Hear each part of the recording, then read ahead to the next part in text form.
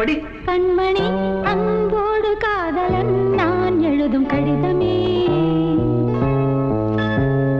பொன்மணி உன் வீட்டில் சௌக்கியமா, நான் இங்கு சௌக்கியமே.